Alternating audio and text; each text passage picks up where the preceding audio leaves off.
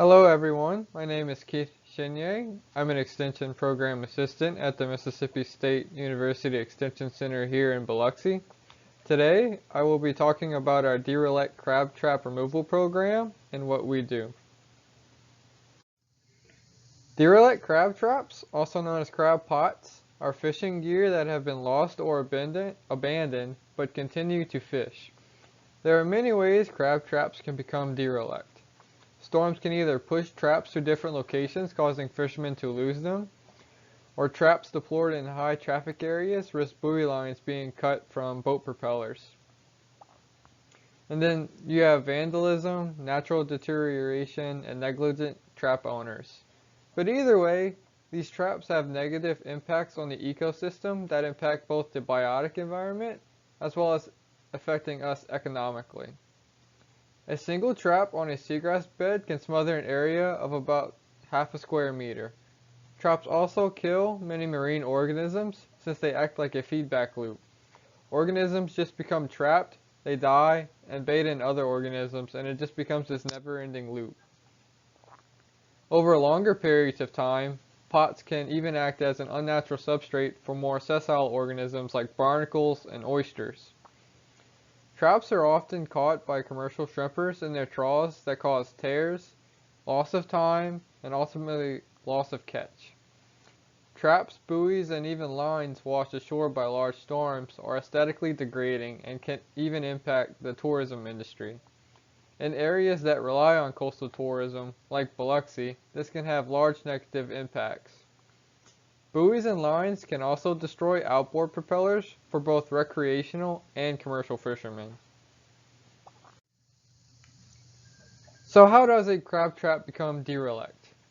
Well, any traps that have been left behind, lost, or vandalized, but still have the ability to capture marine life are considered derelict. Historically speaking, when some shrimpers would catch derelict traps in their trawls, they would just be discarded back into the water.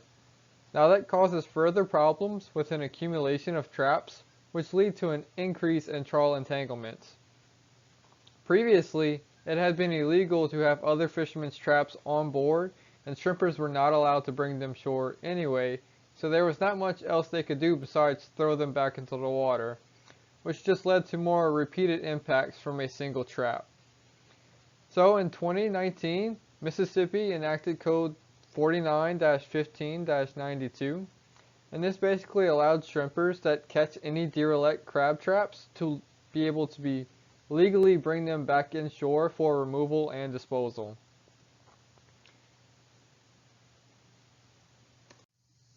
So our Derelict Crab Trap Reward Program began in January of 2019 with funding from the EPA's Gulf of Mexico program.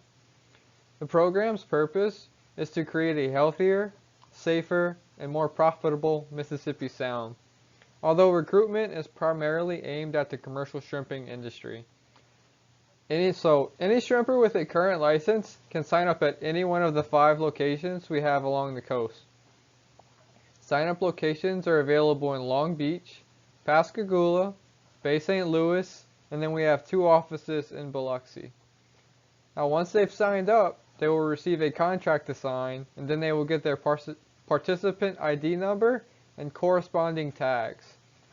We also held a training meeting for the participants at the start of this program so that they understood the program better, and then we collected feedback from them to potentially improve the program in the future. Since a portion of the shrimper population here speaks Vietnamese, we have bilingual friendly materials available for them.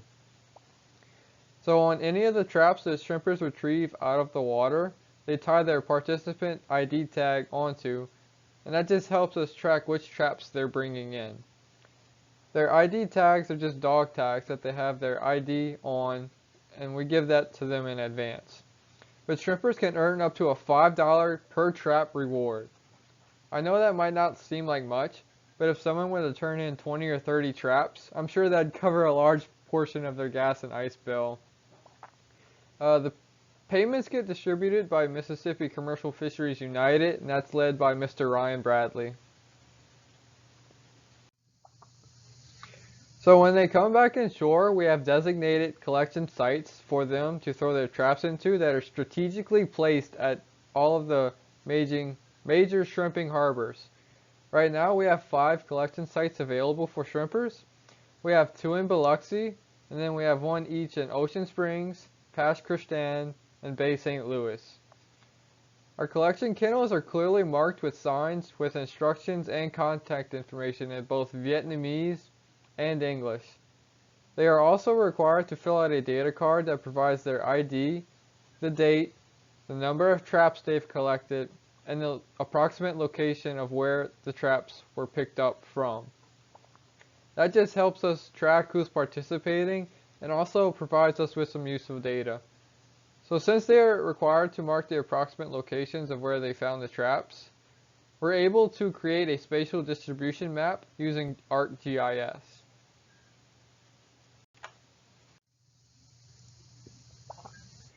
So during the shrimping season, we check our drop-off sites about every 2 weeks.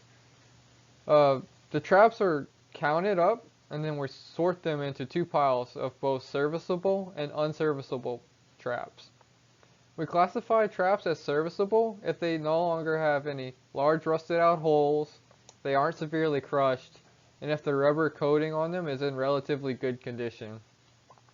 If the ownership tag is present on serviceable traps, we take the traps back to the extension center for storage until the owner is contacted to come retrieve their trap. Unserviceable traps are taken to a scrapyard to be recycled. The money earned then gets routed back into the program to help pay the shrimper's incentive.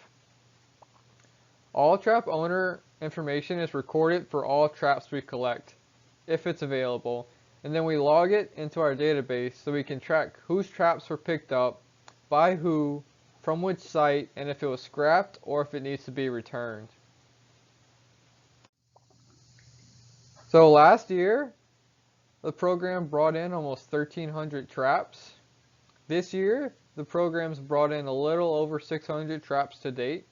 Although that seems like a lot of traps for this year, it's not as much as the program was bringing in at this point last year.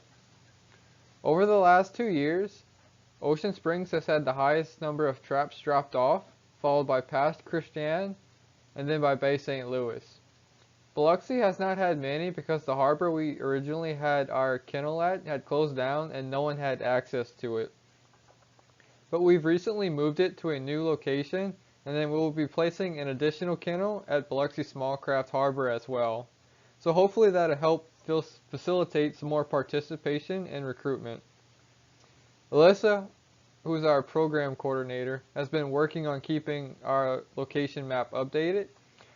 So the majority of traps retrieved have been within approximately 35 kilometers of the coast, and they're mostly near the Ocean Springs side.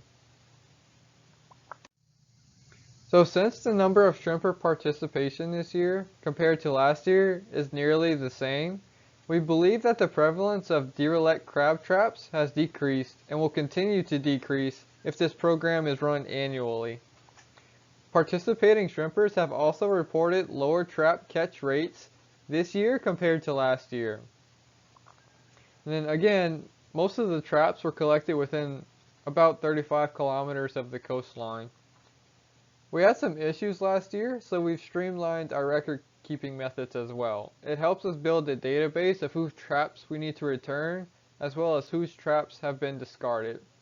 We had allegations of trap theft, and that had been a problem, so now we are more able to accurately determine how many traps are turned in by participants by matching up their data cards with their ID tags that they tie onto the traps. Our program has also caught the attention of shrimpers in other states as well. They've expressed interest in starting similar programs in Louisiana, Alabama, and even Florida. So we'd like to give a huge thank out to the shrimpers participating in our program, as well as Mississippi Commercial Fisheries United for helping us coordinate with the shrimpers.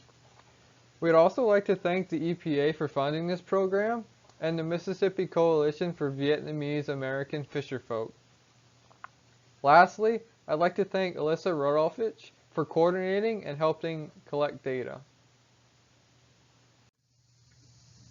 Our next steps are, well, this program is being funded through an EPA's Trash-Free Waters grant for an additional 2 years.